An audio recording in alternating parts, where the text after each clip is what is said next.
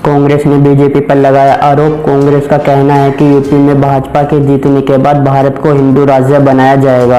अगले साल होने वाले यूपी विधानसभा चुनाव को लेकर कांग्रेस पार्टी ने योगी और बीजेपी पार्टी पर गंभीर आरोप लगाए हैं। यूपी में अगले साल धर्म के आधार पर चुनाव होगा। अगर यूपी के मुख्यमंत्री योगी फिर से उच्च सत्ता में आए तो भाजपा देश को हिंदू राष्ट्र बनाएगी। वहीं कांग्रेस पार्टी के बड़े नेता आचार्य प्रमोद ने एक वीडियो के द्वारा कहा है कि योगी हिंदुत्व का एक बहुत बड़ा चेहरा है और देश को हिंदू राष्ट्र बनाने की योगी की काफी समय से तैयारी चल रही है और उन्होंने ऐसे बयान कई बार दिए हैं जो बिल्कुल गलत है। ये थी आज की पहली बड़ी खबर। दोस्तों, कांग्रेस नेता आचार्य प्रमोद ने भाजपा पर लगाए गंभीर आरोप, जिसके बाद बीजेपी पार्टी में हलचल हो गई है। इसी के साथ चलते हैं दूसरी खबर की ओर। दिल्ली में अरविंद केजरीवाल को सरकार द्वारा लगा बड़ा झटका। केजरीवाल की घर घर राशन योजना पर लगाई रोक। जी हां दोस्तों, केंद्र सरकार ने दिल्ली के सीएम केजरीवाल की घर घर राशन योजना पर रोक लगा दी है, जिसके बाद विवाद बढ़ गया है। ये योजना अगले हफ्ते दिल्ली में लागू होनी थी। केजरीवाल की योजना के द्वारा राशन को घर घर तक पहुंचाने की योजना थी। दिल्ली के 72 लाख घरों तक राशन पहुंचाया जाता है इस योजना के द्वारा, लेकिन अब ऐसा नहीं होगा क्योंकि भाजपा सरकार ने इस योजना पर रोक लगा दी है। केजरीवाल का कहना है कि अगर यह योजना लागू हो जाती तो लोगों को राशन की दुकानों पर आने की जरूरत नहीं थी, क्योंकि राशन लोगों के घर दुकानदार द्वारा पहुंचाया जाता और राशन की दुकानों पर लोगों की भीड़ खत्म हो जाती।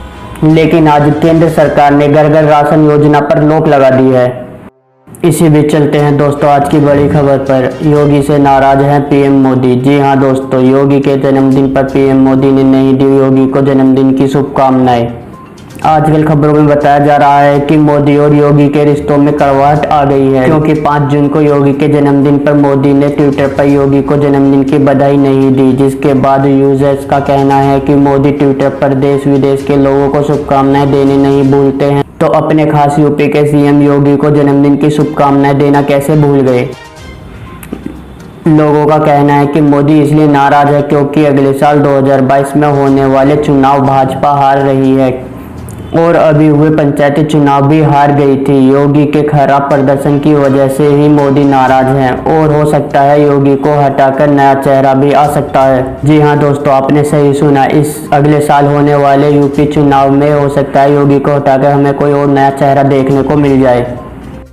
चलते हैं अगली खबर की ओर। यूपी में बीजेपी को हराने के लिए कांग्रेस और अखिलेश ने मिलाया हाथ। बीजेपी को लगा बड़ा झटका। जी हां दोस्तों, आपको बता दें कि सहारनपुर में जिला पंचायत अध्यक्ष का पद बीजेपी के खाते में न जाए, इसके लिए दूसरी पार्टियों ने गठजोड़ बनाने शुरू कर दिए हैं। बीजेपी ने सहारनपुर में जिला पंचायत चुनाव में 14 सीटों पर जीत हासिल की, लेकिन अध्यक्ष पद के लिए अभी उसको 11 और सदस्यों के समर्थन की जरूरत है। बसपा के 16 सदस्य हैं। वहीं आपको बता दें कि ऐसे में सपा, कांग्रेस और भारतीय किसान यूनियन ने तीसरा मोर्चा बनाकर बीजेपी और बसपा को रोकने का बड़ा प्लान बनाया है। कांग्रेस के राष्ट्रीय सचिव इमरान मसूद ने कहा है कि हमने बीजेपी जैसी पार्टी को हराने के लिए गठबंधन कर लिया है। सपा जिलाध्यक्ष चौधरी रुद्रसेन ने कहा है कि नए सदस्य हमारे संपर्क में हैं और हम जीत का आंकड़ा हासिल कर लेंगे और हम जिला पंचायत अध्यक्ष का पद हासिल कर लेंगे। तो ये बड़ी खबर थी। यूपी से बीजेपी को हराने के लिए सपा और कांग्रेस ने गठबंधन कर लिया है। बिहार में नीतीश कुमार को हटाना चाहती है मोदी सरकार। नीतीश कुमार के एक नेता ने लगाया आरोप। जी हां दोस्तों, आपको बता दें कि बीजेपी वीएमसी पांडे के विवादित बयान के बाद बीजेपी ने उन्हें अपनी पार्टी से निकाल दिया है। जी हां, जिसके बाद बिहार में हड़कंप मचा हुआ है। आपको बता दें कि बिहार के पूर्व जेडीयू विधायक और नीतीश के करीबी नेता श्याम बहादुर ने बीजेपी पर गंभीर आरोप लगाए हैं। पूर्व विधायक ने साफ तौर पर कहा है कि बीजेपी के नेता नीतीश कुमार को मुख्यमंत्री के पद से हटाना चाहते हैं। इसके लिए वो साजिश रच रहे हैं, लेकिन इसमें वो कामयाब नहीं होंगे। उन्होंने कहा है कि जहां बीजेपी के लोग जीत रहे हैं वहां जेडीयू के लोग हार रहे थे। उन्होंने कहा कि बीजेपी चाहती है कि नीतीश कुमार को बिहार से उखाड़ फेंके और अपनी सत्ता को लेकर आए, तभी तो बिहार में बीजेपी की सीटें बढ़ गईं और जेडीयू की सीटें घट गईं। उन्होंने कहा है कि जेडीयू के वोट बीजेपी में चले गए थे, लेकिन बीजेपी के वोट जेडीयू में नहीं आए थे। बिहार में बीजेपी ने जेडीयू के पीठ में छुरा घोंपने का काम किया है और नीतीश कुमार बीजेपी की इस चाल को समझ गए हैं और कहा है कि आने वाले समय में बीजेपी मुझे हटा देगी और अपनी पार्टी से किसी को बिहार का मुख्यमंत्री बना देगी। किसानों ने लगाया मोदी सरकार पर आरोप। किसानों ने कहा मोदी सरकार किसान आंदोलन को हरियाणा में करना चाहती है शिफ्ट।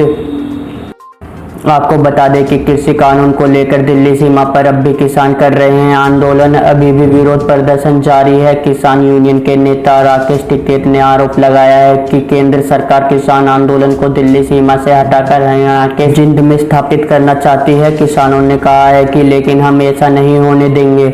उन्होंने कहा है कि किसी भी कीमत पर किसान यह स्थान नहीं छोड़ेंगे और कहीं दूसरी जगह भी नहीं जाएंगे, चाहे भाजपा कितनी भी कोशिश कर ले।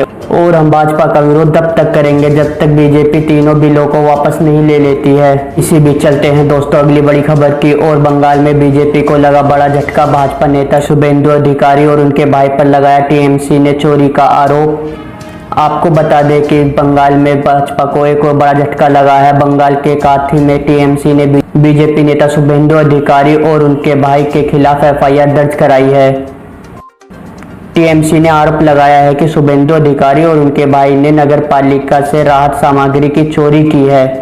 बंगाल में विधानसभा चुनाव खत्म होने के बाद भी टीएमसी और भाजपा के बीच की गर्माहट रुकने का नाम नहीं ले रही है। बीजेपी नेता शुभेंदु ने विधानसभा चुनाव में ममता बनर्जी को करारी मात दी थी। हाल ही में ममता बनर्जी ने केंद्र पर भी हमला बोला था। बीजेपी नेता शुभेंदु अधिकारी ने विधानसभा चुनाव में ममता बनर्जी को करारी मात दी थी। हाल ही में ममता बनर्जी ने केंद्र पर भी हमला बोला था और इसके बाद अब फिर से सियासत गर्म हो गई है। शुभेंदु पर एफआईआर करके टीएमसी ने जेल की मांग की है।